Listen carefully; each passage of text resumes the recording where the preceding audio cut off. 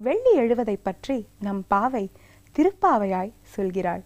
அதை கேட்பதுதானே நம் காலையின் நோக்கம், மார்கழி வைபவத்தின் துவக்கம்.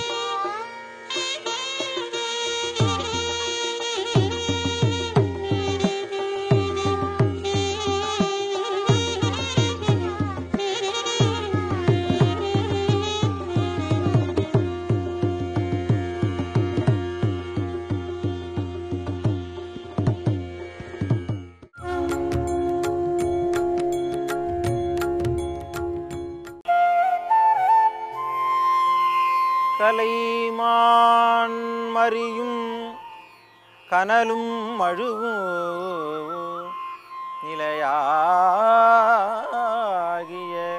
கையினே நிகழும் நலமாகிய நாகேச்சுரநகரில் தலைவாயன வல்வினைதான் அருமே.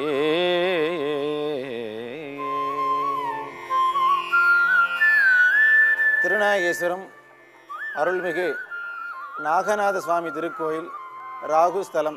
இவ்வாலயம் மிகவும் பழமையானது. சோழராஜனாகிய கண்டராதித்த சோழனால் கட்டப்பட்டது. நவக்கிரகத்தில் ராகு பெருமான் இவ்வாலயத்தில் பூரண சரீரமாக நாகவல்லி நாகக்கண்ணிகள் 2 அம்பாலோடு அனுகிரகமூர்த்தியாக விட்டிருக்கின்றார்.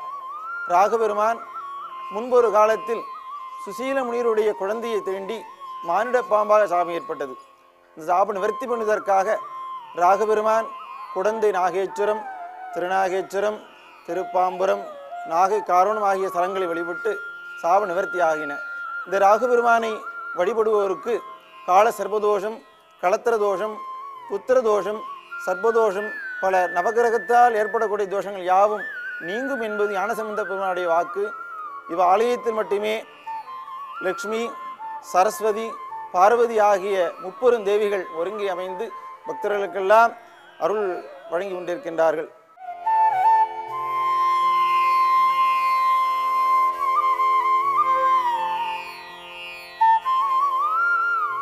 இக்கோவிலானது சோழ மன்னர்களால் கட்டப்பட்டு நாயக்க மன்னர்களால் பராமரிக்கப்பட்டது.